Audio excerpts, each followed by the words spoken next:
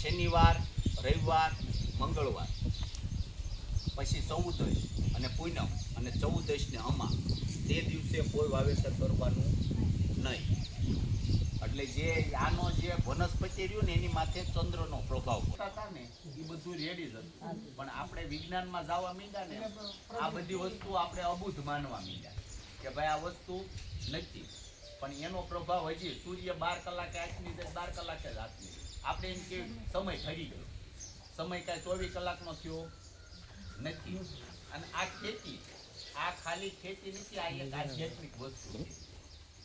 જે દ્રષ્ટિથી તમે જોવો ને એ બધી દ્રષ્ટિથી આ વસ્તુ છે.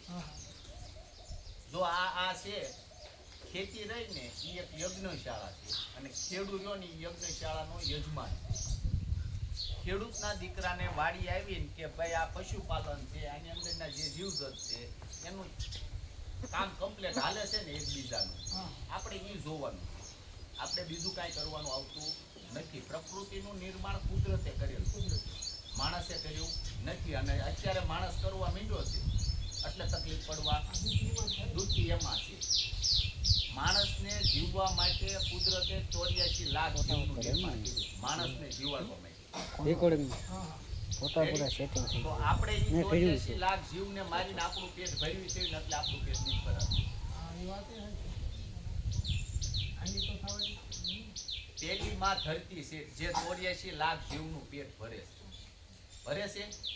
બીજી જન્મ દેનારી, ત્રીજી ગાય, ચોથી નદી અને પાંચમી પ્રકૃતિ.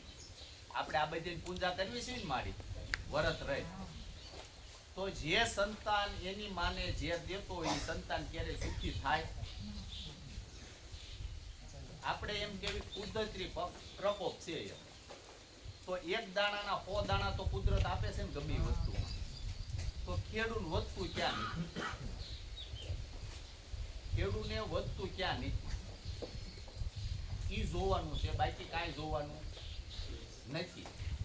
પેલાના તમે છે તમારી ઉંમર થઈ ગઈ તો તમે કામ કરી શકો. અત્યારનો યુવાન તમારી ઉંમરે કામ કરશે નહીં. જેટલી ગાય દુઃખી થશે ને એટલી દુનિયા દુઃખી થવાની છે. અને જેટલી જમીન બંજર બનશે એટલી જ માની કૂખ બંજર બનવાની છે. અત્યારે 40% જમીનમાં ઉગતું બંધ થઈ ગયું છે અને 40% બહેનોને સંતાન થતા બંધ થઈ ગયા છે ને. આપણે મંદિરે જઈએ છીએ, જે જીભેથી પાણી પીવે ને એને જ બીજા જીવને મારવાનો અધિકાર છે. જે ઓઠેથી પાણી પીવે ને એને કોઈને મારવાનો અધિકાર નથી. તો આજ આપણે માણસ થઈને કેટલા જીવને માર્યું હે? કરવી સેવી ને કોઈને મારી સંતાન વાલા નથી, બધીને પૈસા વાલા છે. બધાને પૈસા વાલા છે, કોઈને સંતાન વાલું છે નહીં. આ હું તમને તાંબાના પત્રે લખી દઉં. જો જેને સંતાન વાલું છે, આ મારી વાડીએ બકાલું છે, હું આની માથે દવા સાચું, એનું બકાલું મારી ઘીરે લઈ જાઉં. મારા સંતાન વાલા હોય તો હું લઈ જાઉં. એ જે આપણે ડીએપી નાખ્યું, યુરિયા નાખ્યું, મોનોકોટો સાચવી, જે દવા સાચવી, પેસ્ટિસાઇડ, એ આપણે પીવી તો આપણે મરી જઈએ છીએ. તો એ આપણને ખબર છે કે આ છાંટવાથી માણસ મરે છે, તો તી સત્તા છાંટીને આપણે આપણા પરિવારને ખવડાવી છે. તો હવે આપણે હારા કે પાકિસ્તાનના આતંકવાદી હારા? એ એના સંતાનો નથી મારતા, આપણે આપણા પરિવારને મારવા ઉભા છે. હે પાછા મંદિરે જઈને ભગવાન આગળ પૂજા કરો. શ્રાવણ મહિનો આવશે એટલે બધી બેનો નંદી મહારાજના કાનમાં કહે, એ ભોળાનાથે આપેલું જ વસન કે તારા કાનમાં કહી મારી આગળ વાત બોલી જાય. એટલે બધા જાહે ને કે ભગવાન મારું આ કરજો, આ કરજો. જીવ તો નંદી ભગવાન ભોળોનાથ મોકલશે ને પરીક્ષા લેવા, તો એ નંદી ધોકા મારશે. તો પાણાને પૂંજીને ભગવાનને શું લેવા રમાડો? જે કુદરતને તમને હાલતી ચાલતી મૂર્તિ બનાવી દીધી તમને રેડી, તમે એની પથ્થરની મૂર્તિ બનીને પૂંજાવ, ત્યાં એને રમાડવા જાવ છો ને અમે તારી પૂજા કરી હે? પછી કે હું ખેડૂત છું, હું આમાં દવા સાથે એનું જે થાય મને પૈસા મળે છે તો હું કોકનું ખરાબ કરવા ઈચ્છું છું તો મારું ખરાબ સારું થાય?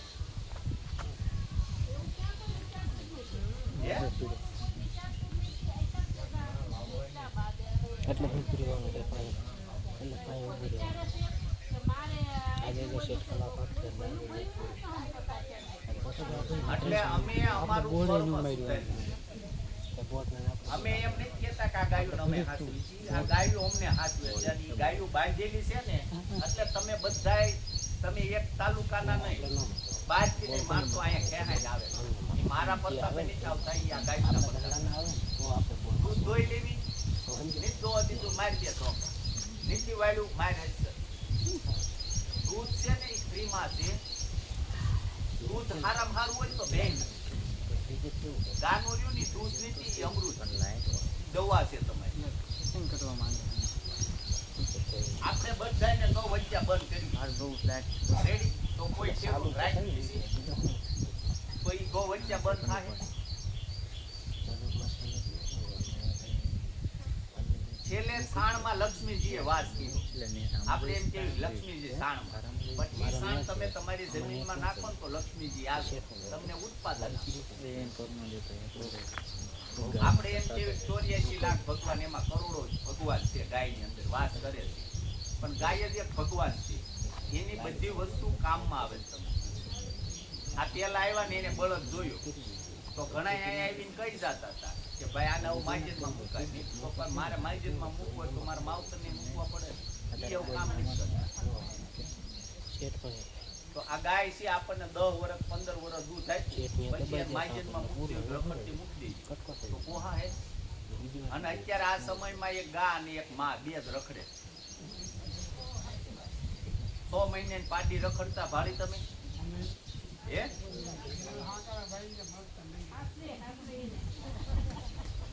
અને માં હળો દડો થઈ. એટલે આ બધું શું ક્યાંથી?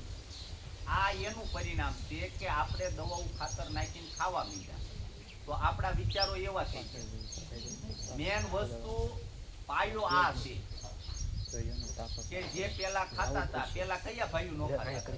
કોઈ જે સાંભળ્યું કે આ 5 ભાઈઓ વાંઢા છે નોખા થઈ જાય તો બાઈઓ આવે ત્યારે કેમ નોખા થાય? હે બૈરાવ આવે એટલે આ મારું છે. કારણ કે ખાવાનું અન્ન એવા ઓટકા, જેવું તમે ખાશો એવા તમારા વિચારો થાય. તમને આ હોટલમાં તમે મંદિરનું ખાઈને જાજો તમને કે હક ન થાય તો કુતરાનું ઉવાડા નથી રહેતા તો આપણને રે.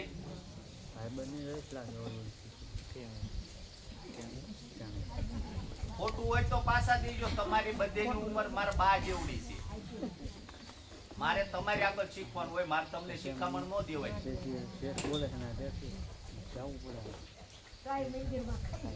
એમ નથી. એટલે આ હું જે શબ્દો કહું કે આ હારું પકવેલું હશે ને એ તમારા પેટમાં જાય છે ને તો તમારા વિચારો હારા થશે, બાકી નકર આનું આ રહેશે.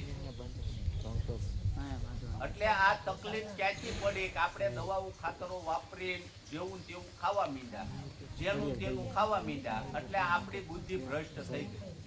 જ્યારે કળિયુગનો વાસ થયો ને ત્યારે પરીક્ષિત રાજા આગળ આવ્યો. પરીક્ષિત રાજા એને મારતા હતા એટલે એને હું કીધું ભાઈ મારા 100 અવગુણ છે પણ મારો એક ગુણ છે કે પેલા હજારો વર્ષ તપસ્યા કરો ત્યારે ભગવાન પસંદ કરતા હતા, અત્યારે પલવારમાં થઈ જાય. એનો એ પરીક્ષિત રાજા રહ્યો ને એ ઋષિ મુનિઓનો સેવક હતો. તો એને કળિયુગને વાસ કરવા હાટુ ઈ કે મને ક્યાં રાખશો એમ તો એને કોનામાં વાસ આપ્યો. જે બેનો એ ઘરેણા પહેર્યા હોય ને કોઈને સામું ન જોઈ, એની અંદર કળિયુગ તો ઈ પરીક્ષિત રાજા મુંગટ પહેરતો હતો તો ઋષિ મુનિઓને મારવા માંડતો કારણ કે માથે અહવાર થઈ ગયો. તો એ જ રીતે આ બધી વસ્તુ છે કે તમે જેમ તે ખાઈ લેશો, જેવું જેવું પચવીને ખાઈ લેશો તો તમારા વિચારો બદલવાના છે. કોઈ ખરાબ નથી પણ આપણા પેટમાં જાય છે ને ખરાબ છે. કે સારું પચવેલું હશે તો તમારા સંતાનો સારા રહેશે. અત્યારે મેન વાંક બૈરાવ તમારી આગળ 5 મિનિટનો ટાઈમ નથી છોકરાને સુરમું કરી દેવાનું. અત્યારે અમુક 70% છોકરા એવા છે એને ખબર નથી પડતી સુરમું શું કહેવાય, લાપસી શું કહેવાય. તો ઈ તમે નથી કરી દેતા ત્યારે ને 10 રૂપિયાનું પેકેટ આપો કાલે બધા કુરકુરિયા લઈએ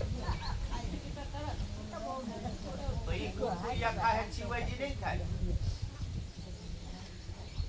ઈ ગામ એને મારીને જ આવશે ગામમાં માર ખાઈને જ આવશે ઈ કે ધર્મનું કામ નહીં કરે ઈ કોઈને બનાવ્યા છે શેમાં બનાવ્યા છે એની માવુએ જેને ભોગ દીધો છે ને એના બેટા સુરવીર થયા છે એટલે ઘર સંભાળવું કુટુંબ સંભાળવું એ મેન બૈરાના હાથમાં અત્યારે દીકરીઓની તાણ છે મારી દીકરી વાડીએ નહીં જાય આ બાપા નહીં જાવ હે છૂટી નથી બાંધેલી.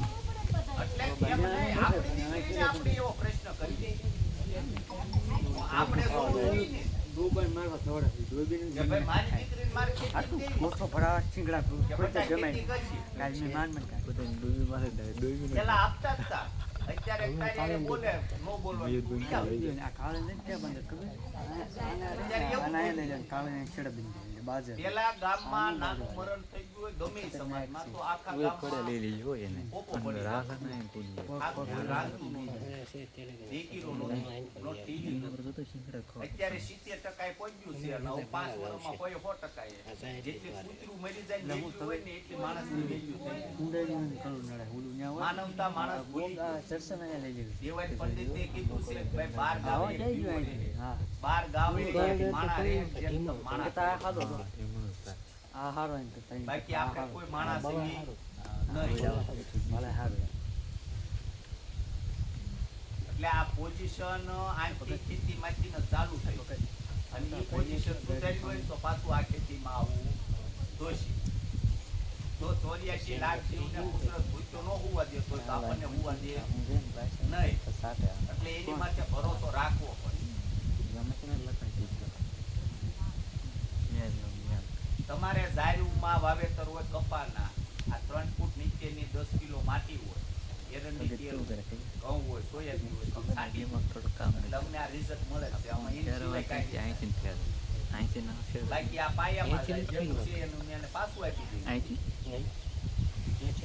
બીજી શું તકલીફ છે આપણે આમાં ક્યાં મહેનત આ પંપે ભાગ્ય કાઢવા ના પડે સનેડા બનાવી દવો કાઢવાનું અમારે કાંઈ ઉપાય નહીં. આ અમે બેહી છે તમને સમજાય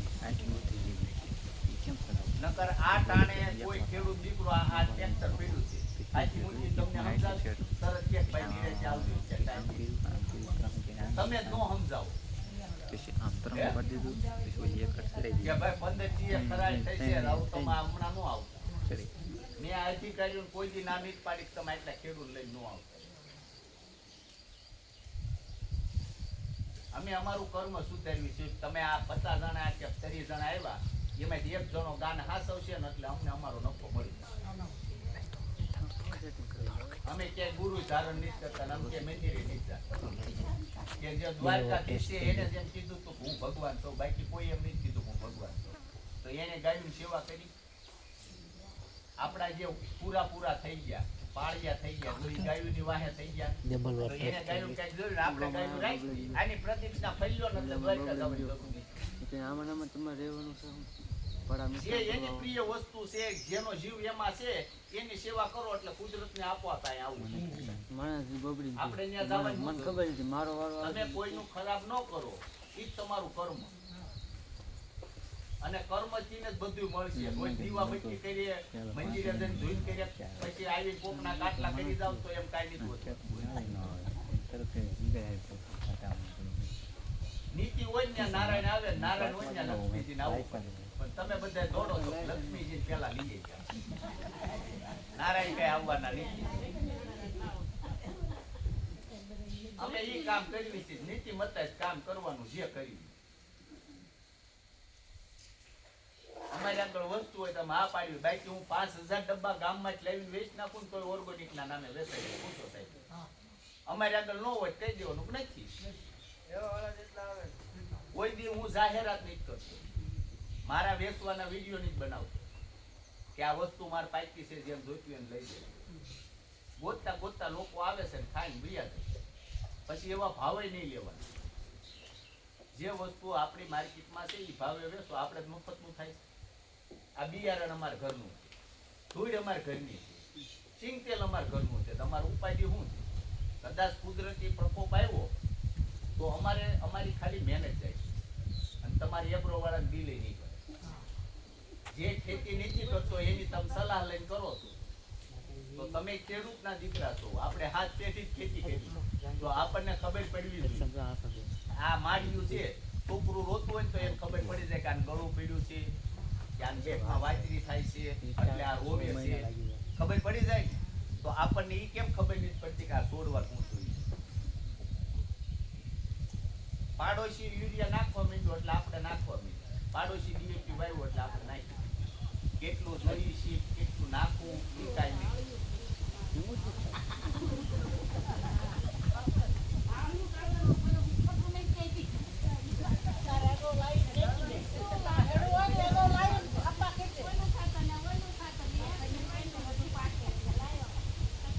વધેશ કાંઈ તમારે ટીકાવવા, તમારા પૈસા દુનિયાનું જે થાય તમારી વસ્તુ અમે કપા કરતા તોય નહોતા નાખતા કે ભાઈ અત્યારે ઝાઝા માણસો કપાસ્યા તેલ ખાય. આપણે કપાસ્યા જ્યાં જાય એ ચોખ્ખું ખાય ને આપણે નીચ નાખ્યું પછી કુદરત જાણે ની જાણે, ક્યાંય જરૂર નથી પડતી. આમાં ક્યાંય તમે કેવો મોલ ભાડો છો? ધૂળ ને ઈ સાટી ગયો એટલે પીળામાં જ લીલો થઈ જાય, ખાતી આંકી નાખો.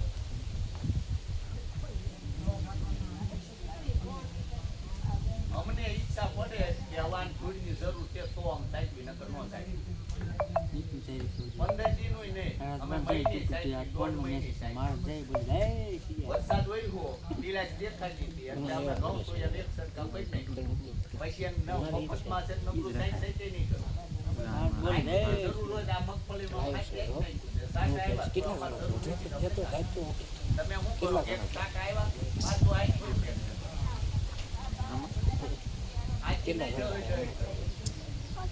જરૂર હોય તો તમે આપો, જરૂર નથી તો આપો. એટલે આ જાહેરમાં તમારે ત્યાં જાહેરના વાવેતર છે, બે ફૂટ એટલે દૂધ લે થોડું પાણી છે ખાલી શાંતિ. તમારે થોડો ઘા કરી દો, તમારે કોરા દરિયા થાય.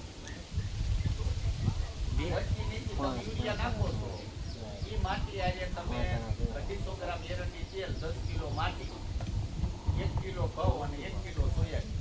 ઈ ઘઉં ને સોયાબીન બે નાખી એને સરસ ગ્રેવી કરી નાખે, ચટણી રેડી. આ બધું નાખીને હલાવીને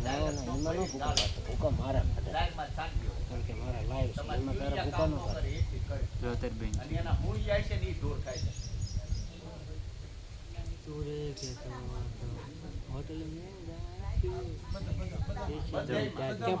પણ જેની જે જરૂર હોય તમારે યુરિયાની તમને એમ લાગે કે મારા પર આમ યુરિયા જરૂર છે તો તમે સોયાબીન આપો. તમને એમ થાય મેગ્નેશિયમ ખાલી જીવાત છે તો ખાલી ધૂળી નાખો. 2 ફૂટ નીચેની માટી રહી ને એ અત્યારે જીવડાને પસંદ અને એની ટોટલી પ્રક્રિયા આવે ને ચામડી માથે થોડું પાણી એટલે એની પ્રક્રિયા બંધ એટલે એ ખાતું બંધ થઈ એને દબદબો થાય, એનું હજમ ન થાય. તો આપણે 2 દિવસ દબદબો થઈ જાય એમ વનસ્પતિને અને ઈ આવવાનું કારણ જ કે તમારા બધાય કન્ટેન્ટ સરખા હોય ને ખબર છે. તમે યુરિયા નાખશો ને તો તમે વધારે પડતું આપણે ન ખાવાનું ખાઈ કુદરતી રીતે જીવાય. મને બોલાવતા નહીં, હું મને બતાવતા નહીં. ઘડીક મારા ધ્યાન રાખવાની ઘડીક મને બોલાવતા નહીં, મારા ધ્યાન દેવું. આપણે 3 દવાઓ બદલાવી ને 5 દિવસ લઈએ પછી આપણે અડધી કલાક થઈ ગઈ, કોઈ દવાથી કોઈ જીવાય 10 મિનિટ દવા કલાક સાટો થઈ ગઈ. આપણે ફોન સાથે પણ લશ્કરી આવી હું લેવા ઈ કારણ બોલ પણ ઈ કારણ ગોતવાનું ને કે આવી હું લેવા અમે ઈ કારણ ગોત્યું છે કે આવે શું લેવા એટલે અમે બધા કન્ટેન્ટ